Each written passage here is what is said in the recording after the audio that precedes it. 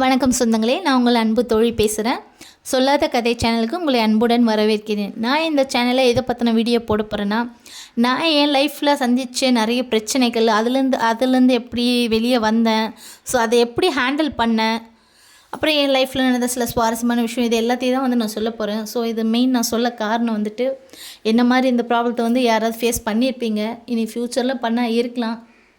அந்த டைமில் அதை எப்படி ஹேண்டில் பண்ணலாம் அப்படின்றதுக்கான ஒரு சின்ன அட்வைஸாக கூட நினச்சிக்கோங்க, ஒரு அவான்ஸ் வீடியோ கூட நினச்சிக்கோங்க. ஸோ நான் போடுற ஒவ்வொரு வீடியோவிலும் ஒரு பார்ட் ஸ்டோரி சொல்ல போகிறேன். இன்றைக்கான ஸ்டோரி சொல்லிடலாம், வாங்க ஸ்டோரிக்குள்ளே போகலாம்.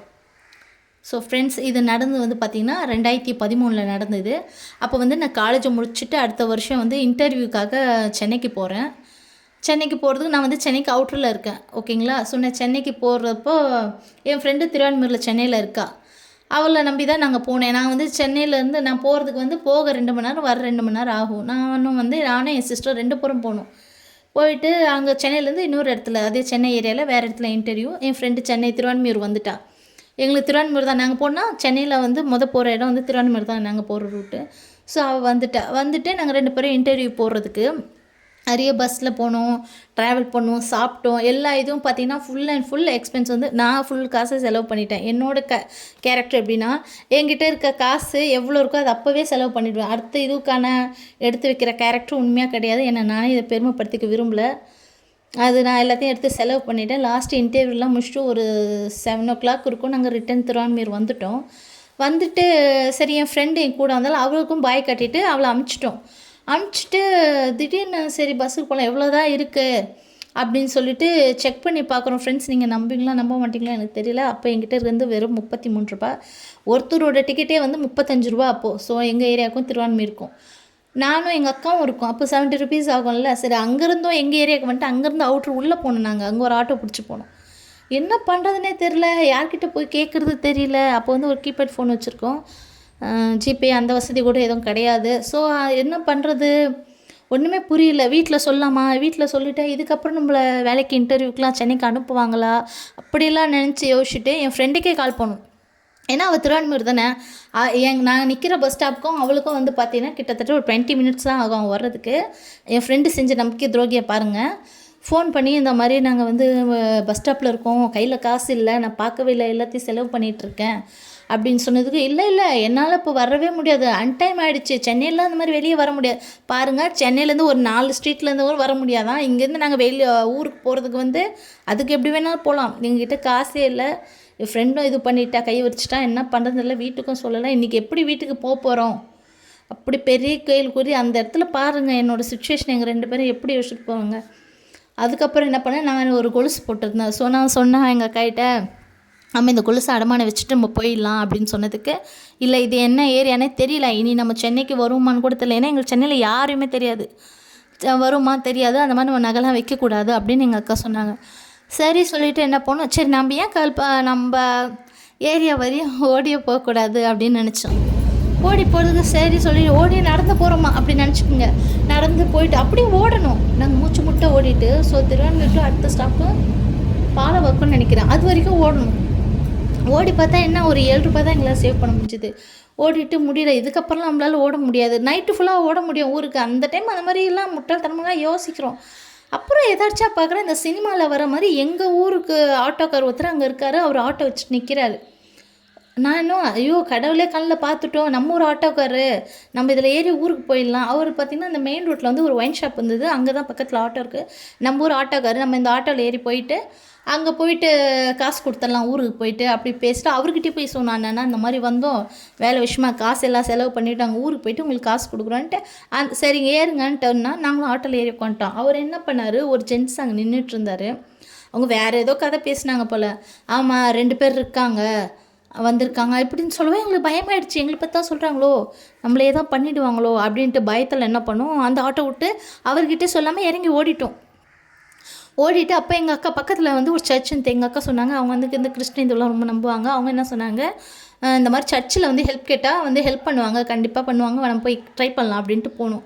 அங்கே ஃபாதர் இருந்தார். இந்த மாதிரி நாங்கள் பஸ் டிக்கெட் காசு இல்லை, ஊர்லேருந்து வந்திருக்கோம் சார், ஹெல்ப் பண்ணுங்கள் ஃபாதர் அப்படின்னு கேட்டதுக்கு அவரும் ஹெல்ப் பண்ணார். அப்போ அந்த சர்ச்சில் ஒருத்தர் இருந்தார். அவர் என்ன பண்ணார், நானும் உங்கள் ஏரியா தாண்டி தான்மா போகிறேன், நான் உங்களை ட்ராப் பண்ணுறேன், நீங்கள் வாங்க, உண்மையாக நீ அங்கே தான் போகிறீங்களா அப்படின்னு சொன்னாங்க. ஆமான்னு சொல்லிவிட்டு அவரும் காரில் ஏறிட்டேன். 7:30 இருக்கும், ஏறிட்டோம். ஏறி போயிட்டே இருக்கப்போ மகாபலிபுரம் அடுத்து எங்கள் ஊர். ஸோ மகாபலிபுரம் போகிறப்போ அவர் சொல்கிறாரு, எங்களுக்கு பயம் பாருங்கள், 2 பேர் கிட்டத்தட்ட அப்போ 8:30 ஆகிடுச்சு. 2 பொண்ணு தனியாக ஒருத்தர் யாருன்னே தெரியல. அவர் காரில் ஏறி போகிறோம். போயிட்டு மகாபலிபுரம் கிட்ட வரப்போ இறங்குங்க கீழே அப்படின்றாரு ஸ்டாப்பிங்கில். நாங்கள் பயந்துட்டோம், ஏன் எங்களையே இங்கே இறக்க சொல்கிறீங்க? எல்லாம் எனக்கு தெரியும், நீங்கள் இந்த ஏரியா போகிறதுக்கு தானே வந்திருக்கீங்க இப்படி சொல்கிறாரு. நாங்கள் அந்த மாதிரி பொண்ணு கிடையாது, இப்போல்லாம் சொல்லாதீங்க அப்படின்னு சொல்லிட்டு, இல்லை அப்படின்னு சொல்லிட்டு இல்லைண்ணா அப்படின்னா சரி அவர் புரிஞ்சுக்கிட்டு சரி வாங்கம்மா நான் தப்பாக நினச்சிக்கிட்டேன் உங்களை அப்புறம் சொல்லிட்டு அவர் எங்கள் ஸ்டாப்பிங்கில் இறக்கி விட்டார். அவருக்கு ரொம்ப நன்றி சொல்லிவிட்டு தெய்வம் மாதிரி நன்றி சொல்லிட்டு ஊருக்கு போயிட்டு இந்த விஷயத்த நான் எங்கள் வீட்டில் யாருக்கிட்டையுமே வந்து சொல்லலை.